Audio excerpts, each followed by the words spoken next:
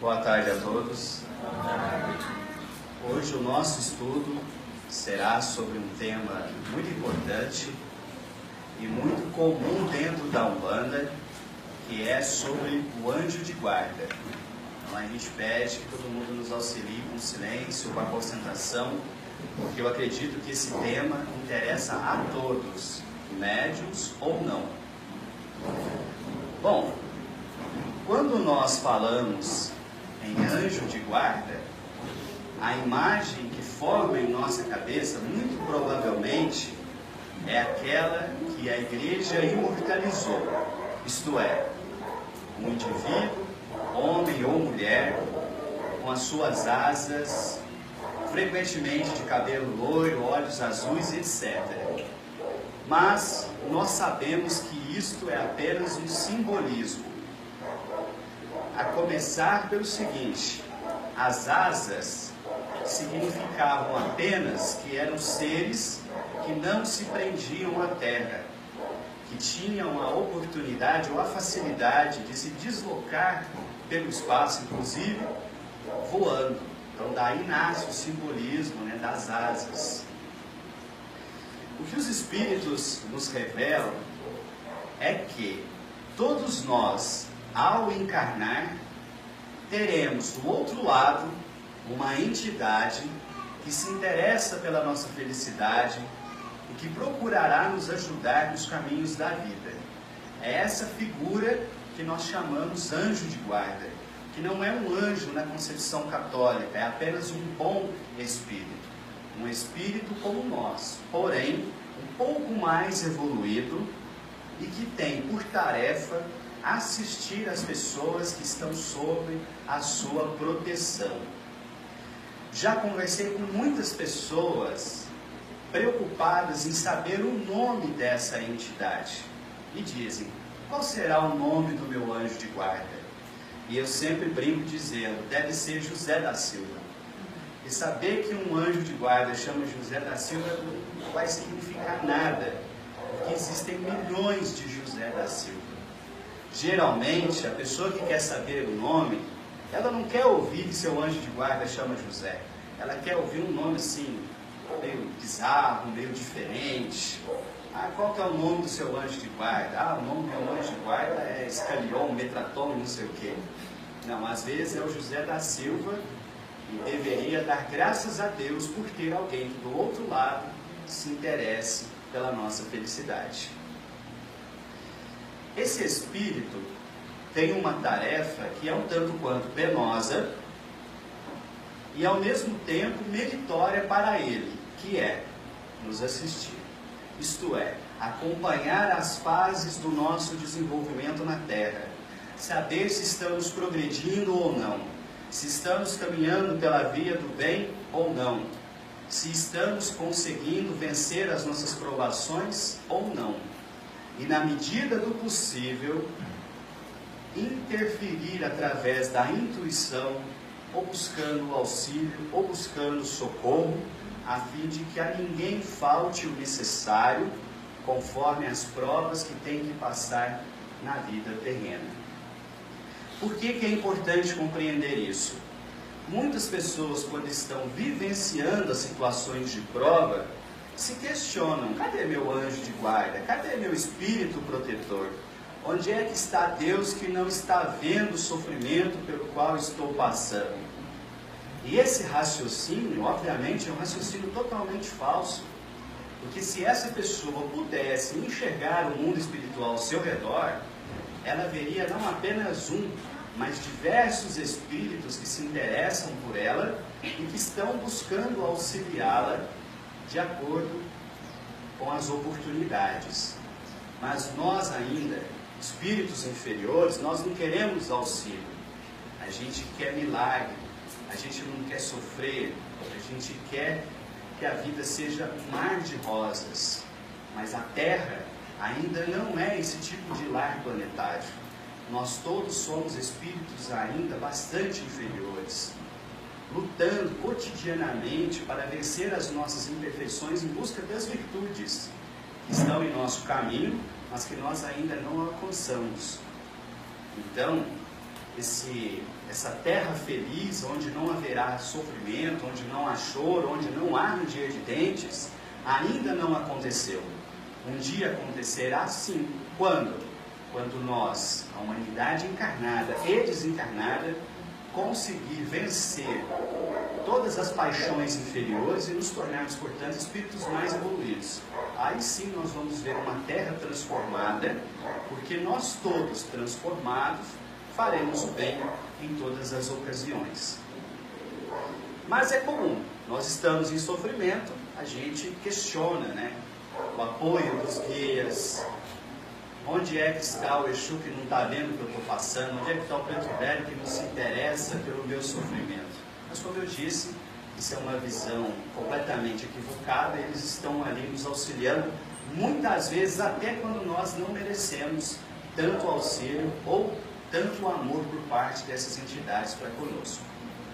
Outro ponto interessante a esclarecer é que o anjo de guarda, esse espírito protetor, ele não é um objeto, ele não pode ser possuído.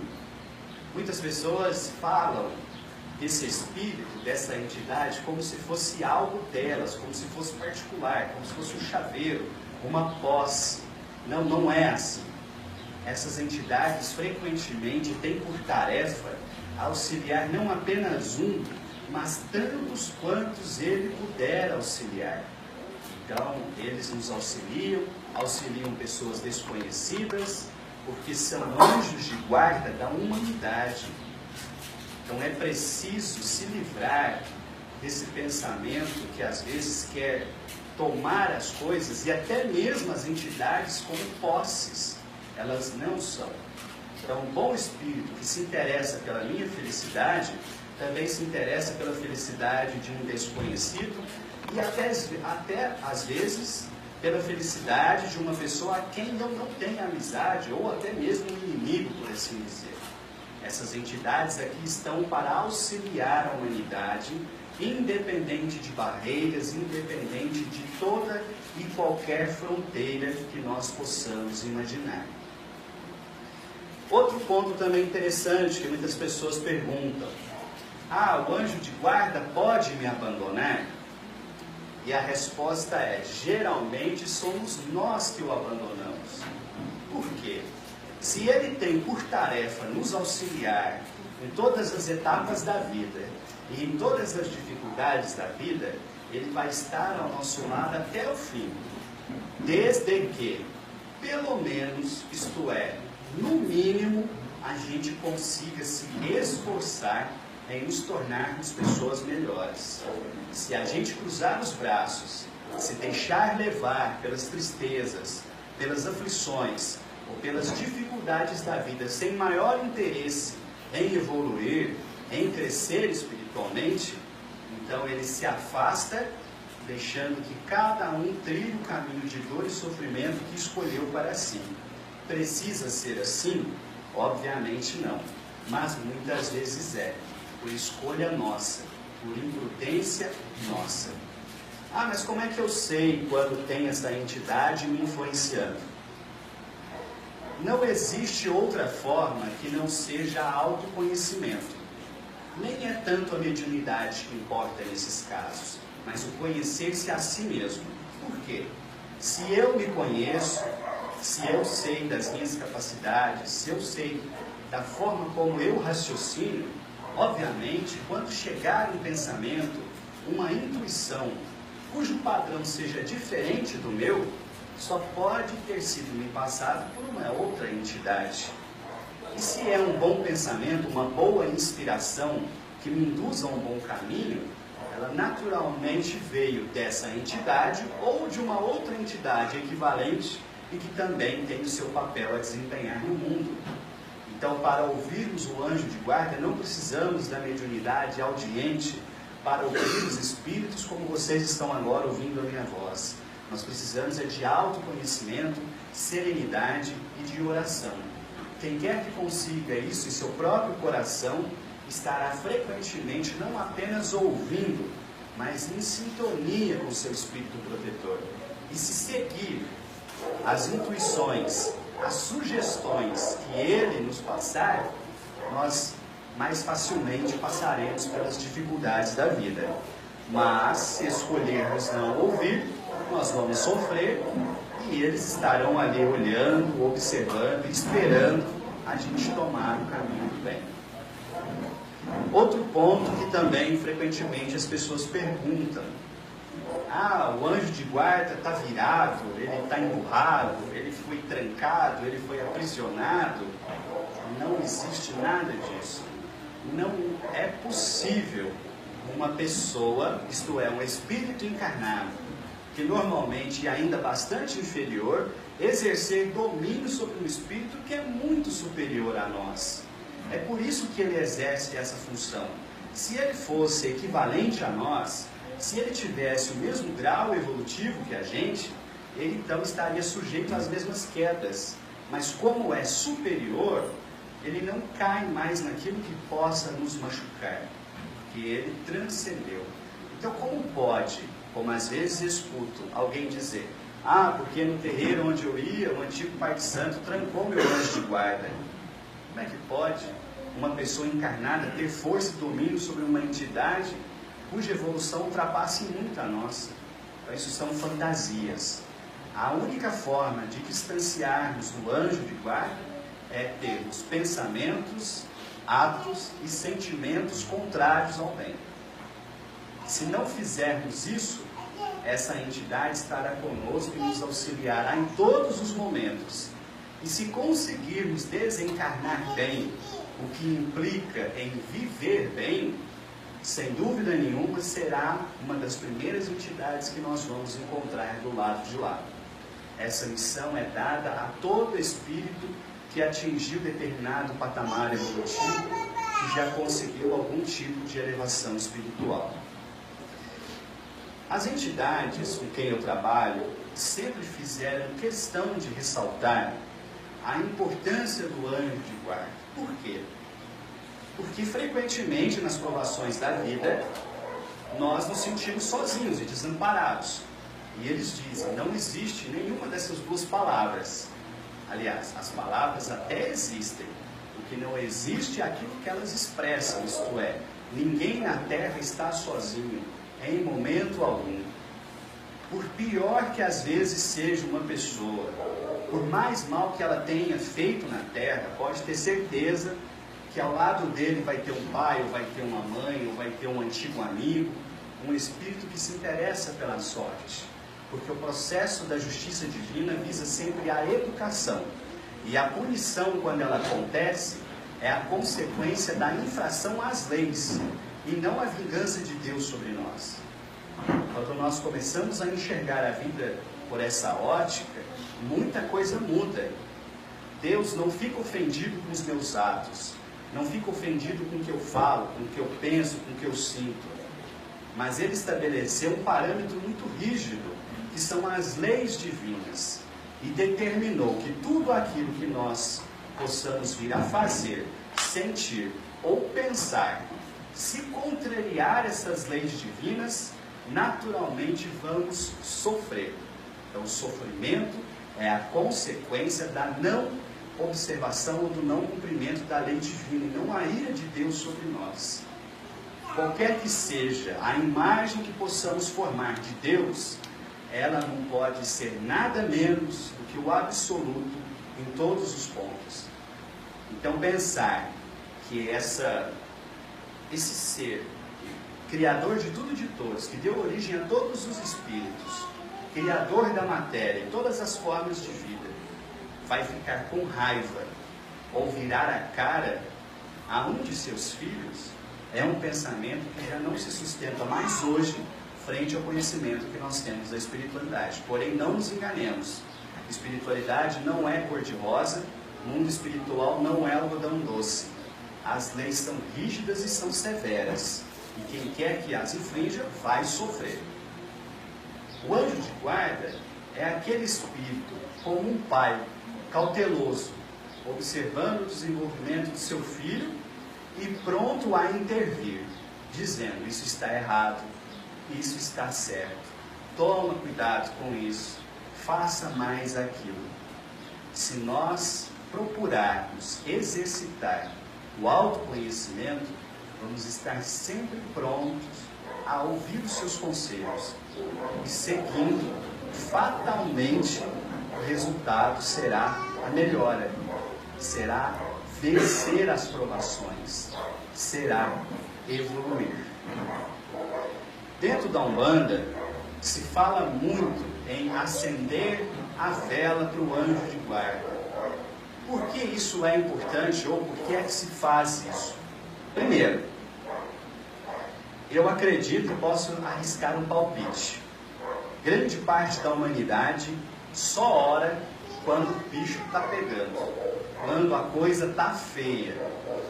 Poucas pessoas se lembram da oração quando está tudo bem, quando as coisas estão em paz, ou simplesmente para agradecer, não é? Nós não precisamos orar apenas para pedir, seja o que quer que seja. Nós também podemos orar para agradecer. Então a maioria das pessoas, arrisco dizer, esquece da oração. Só se lembra dela quando o bicho está pegando, quando a coisa está feia. Muito bem. Quando na Umbanda se diz, acenda uma vela, firma no anjo de guarda, não é porque essa entidade precisa de luz, como já vi algumas pessoas dizerem, pessoas curiosas perguntar. É verdade que eu preciso acender a vela para iluminar o caminho do meu anjo? Não, não é verdade, porque é uma entidade muito mais evoluída que você. E se ele não sabe achar o caminho, não é uma vela que vai dar isso para ele. A vela não serve para isso.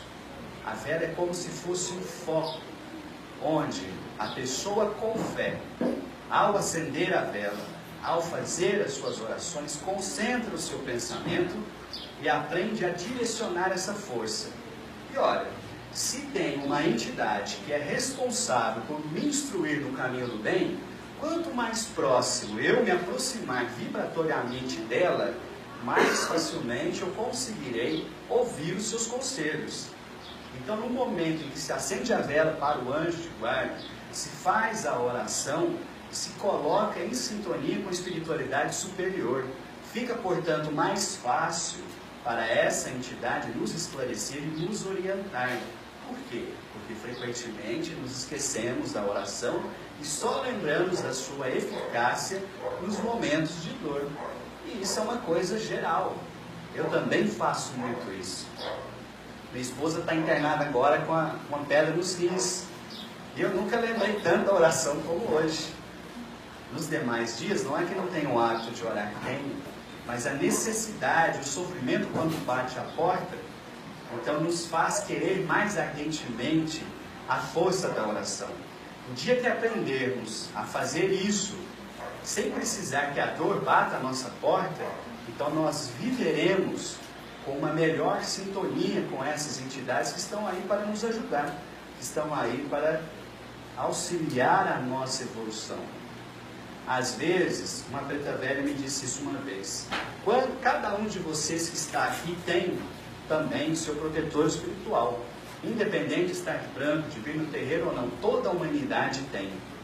Mas pergunto, vocês recorrem a essa entidade? Ou vocês vêm primeiro conversar com os pretos velhos aqui, ou com os caboclos e por aí vai? Não é que não se possa, ou que seja menos, não é isso. Mas se eu tenho a possibilidade de receber auxílio de uma entidade que foi destacada pela alta espiritualidade para me auxiliar, a quem eu devo recorrer primeiro, se não a ele? Porque é parte da sua tarefa, ele está aqui para isso, é para nos ajudar.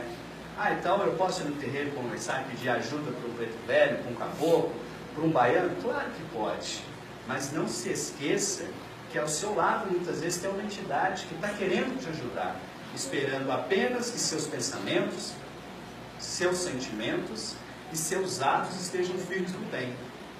O mínimo esforço para isso já será a garantia de auxílio dessas entidades que estão aí para nos ajudar. Então isso é muito importante. É como se tivéssemos um imenso recurso ao nosso alcance, mas preferíamos negligenciar, deixar para emergência, ou só quando a coisa está feia. Nós não precisamos chegar neste ponto. E pode ter certeza, o trabalho de reforma íntima, de aprimoramento do ser encarnado não é fácil. Se alguém disser é fácil, Ou ele não fez, ou nem sequer tentou, porque não é fácil.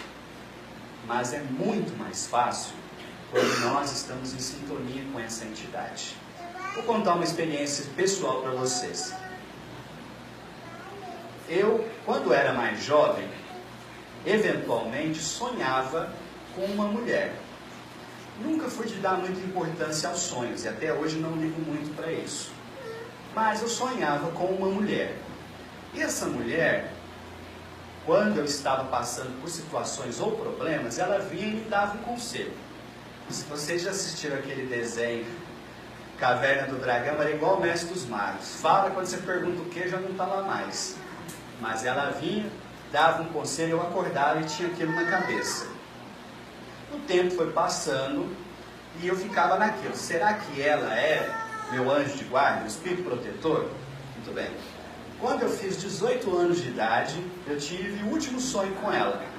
E nesse sonho ela me disse: termina aqui o meu dever com você. A partir de agora, outra entidade vai assumir o meu lugar. E antes que eu falasse o quê, virou as costas e foi embora.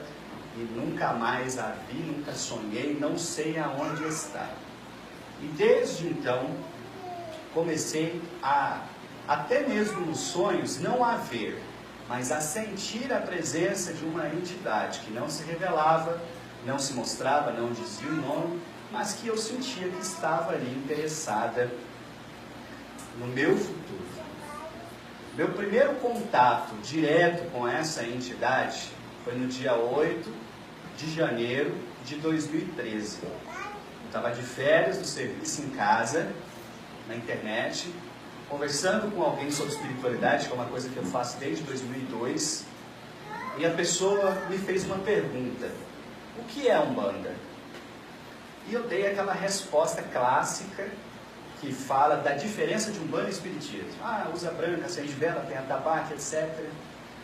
E assim que eu respondi, eu vi uma intuição muito forte, dizendo assim: mas o que é Umbanda?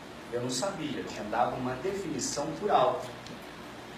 A partir daí comecei a pesquisar nesse mesmo dia, assistir vídeos, ler algumas coisas, e quando desliguei o computador, escutei uma voz muito clara dizendo: um dia você vai trabalhar no Umbanda. E na hora eu brinquei e ri comigo mesmo, dizendo: mas nunca que eu vou mexer com isso. Isso aí não tem nada a ver comigo. Mal sabia que era, na verdade, um aviso de uma programação espiritual que devia apenas se cumprir no momento exato. Fui reencontrar essa entidade novamente em fevereiro de 2015, quando ela se manifestou, me chamou, e imediatamente reconheci aquela energia, aquela afinidade, aquela força que desde os 18 anos de idade eu havia sentido desde que aquele primeiro espírito se afastou.